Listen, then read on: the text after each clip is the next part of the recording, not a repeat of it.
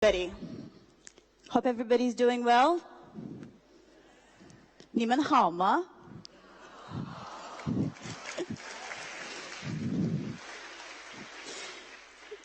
Lately, I found myself a lot more comfortable expressing my thoughts in Chinese, so please excuse me if my line of thought isn't as well organized when I'm speaking in English.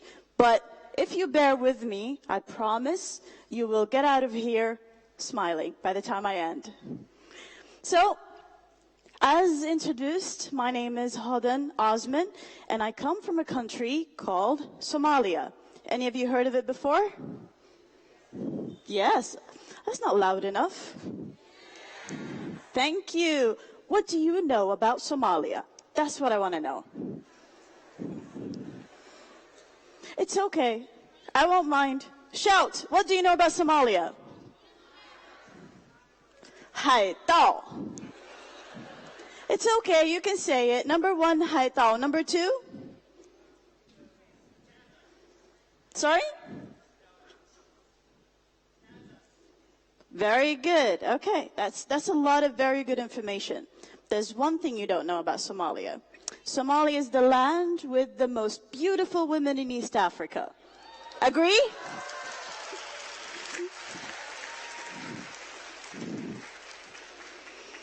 On a more serious note, Somalia is one of the most beautiful countries in East Africa. Only somebody who's been there would know, because I also only found out very recently. I'm Somali, yes, but I was not born in Somalia, and I was not raised there. I went there at a later age to discover my own home. A home that I thought was completely different, because in the media, the Somalia I saw was suffering from drought. The Somalia I saw was suffering from famine. The Somalia I saw was suffering from civil wars. So like you, in my imagination, I thought that Somalia must be a terrible place to live in. To my surprise, that's not the truth. Somalia has one of the most beautiful coastlines and beaches on the African continent. Somalia has one of the most diverse and most beautiful wildlife in the African continent. Somalia has some of the richest farmlands on the African continent. And these are facts. I'm not saying because I'm emotional about my home country, but these are facts people know. Not a lot of you know about, though. Why? I study communication studies. I analyze media. I analyze film. I analyze content in media. And it's always surprising why the stories we hear in the news, in the films, are always sensational. They talk about the war, they talk about the pirates, they talk about the famine, they talk about the drought, they talk about everything that's negative. How many of them speak about the positivities that lay there every day? How many of them speak about the everyday stories of people just living their normal lives? How many? I'm sad to say, not many. And that is why people have the wrong idea about the richest continent on the entire planet, Africa. Africa, in recent years, became synonymous with underdevelopment. It became synonymous with chaos. It became synonymous with everything that's bad. And that's sad, because that's not the reality on the ground. People who have been there, people who have visited, people who have seen for themselves and have lived there know that Africa is a land where children are happy. I'll give you a very simple example.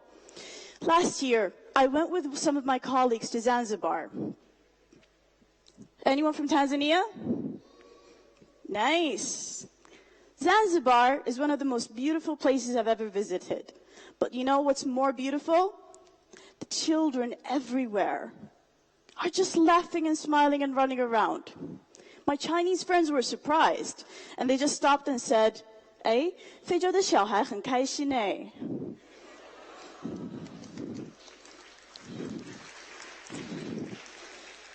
I'm like, of course, 他们很开心. Of course they're happy. They have a blue sky every day, right? It's true. They're not missing anything, and they don't know that they're missing anything. And that's the beauty of it.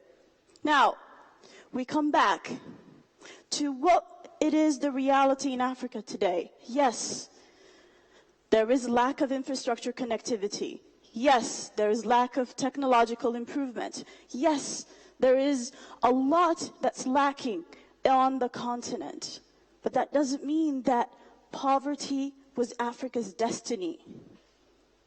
I believe that poverty disrupted Africa's destiny. I'll give you a very simple example.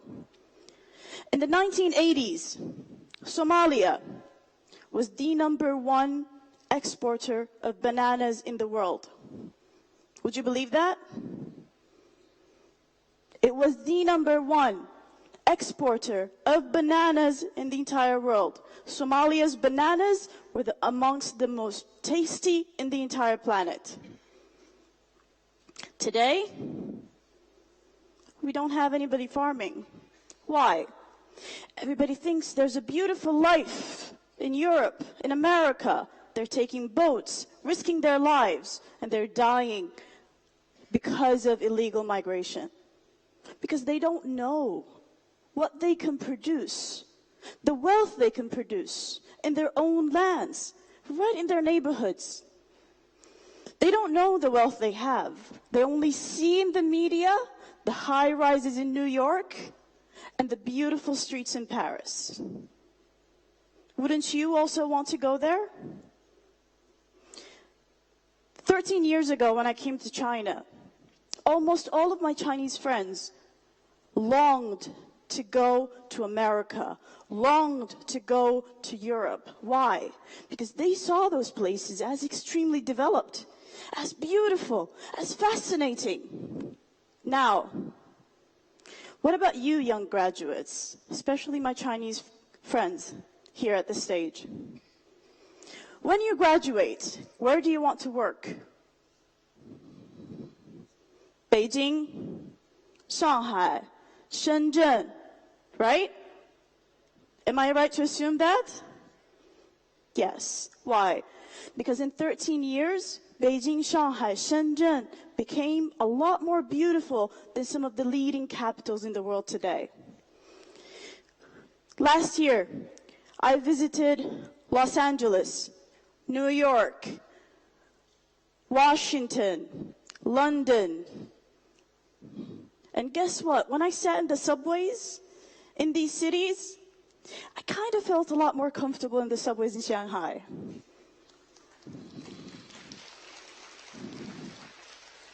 And that's the reality of development. It's a moving wheel. It's never standing still. It's always moving. So however you see Africa today, trust me, in 10 years' time, it will be completely different.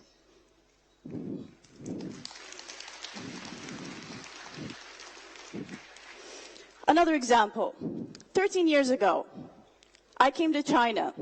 My first stop, naturally, was Beijing. And then I was heading to the university where I was supposed to start my Chinese language. It's a city called Yangzhou. 烟花三月. Xiayangzhou, very good. Yangzhou is a beautiful city in Jiangsu province. Now, I took a train from Beijing to Yangzhou. It took me 14 hours. And I sat on Wopo. Do the young people in the audience know what that is? I think it's beyond your times, yeah? Maybe the gentleman in the front would know? Yes. Now, for me, it was the first time I take a train. It was fascinating for me how slow it was, how it stopped in almost every little town we went through, and how long the journey was. I couldn't sleep, although I was extremely exhausted. Why? Because I thought I would miss my stop. I did not speak a single word of Chinese, and everything was in Chinese. Most importantly, all of the cities sounded alike. How am I going to know when I'm in Yangzhou? So I couldn't sleep. And I kept asking and asking and asking, are we in Yangzhou yet? And nobody spoke English. Luckily, I found my way. Now, what about today? Today, I can take a train from Beijing, and it will take me to Hangzhou in how long? 5 hours. How amazing is that? That is the transformative force of development nobody can stop. However, what does development actually need? I mean, the same years that are passing while I'm in China are passing while my family and friends are in Somalia. Difference is, when I'm in China, every day I look here, there's a new building. I look there, there's a new road. I look there, there's a new train station. What about in Africa? Not many countries in Africa have witnessed this kind of transformative force. Ethiopia is one, Djibouti is another, Kenya is another, but why? Let's ask ourselves, how come some countries in Africa are witnessing transformative changes in their countries and the lives of their people and the socio-economic development, while some aren't? It's because most of Africa's countries are yet to actually take a long-term vision of development into their policy of governance. And that is where China succeeded. China planned for this 40 years ago. Everything you see today was planned and envisioned and continuously implemented. We don't have a lack of plans in Africa. When I went to Somalia, I visited almost every single minister we have. I looked in their cupboards. They have these huge books of researches, of plans, national development plans, that are gathering dust. Why? Because when a new minister comes, he wants to make a new plan. When a new government comes, they scrap everything out and they come up with something new. I mean, I'm all for change and everything, but still, there is merit to continuity. And that is what we need to learn as Africans from China. Make up your mind. Where do you want to be in 50 years? Where do you want to take your people in 50 years? Where do you want to take your country in 50 years? And stick to that plan. That is the only way that the stigma that haunts every African will go away. Do you agree? Let's see some of the changes happening in the continent. This year, 2 months ago to be exact, I had the pleasure to go to Nigeria. Now, for our viewers in China, when you look at that station, do you see anything different from what you see here in China? It's quite similar, right? As I walked up, it felt so familiar. I felt like I was in Jinhua. It really looks like one of the train stations in Jinhua. Most interestingly, this is Aduun Station. This is the departure hall. The only difference was, when I realized that I'm not in China, I'm in Africa, is when I saw Nigerian men, women, and children in a line trying to buy tickets and getting into the train station. This is the ticket I bought.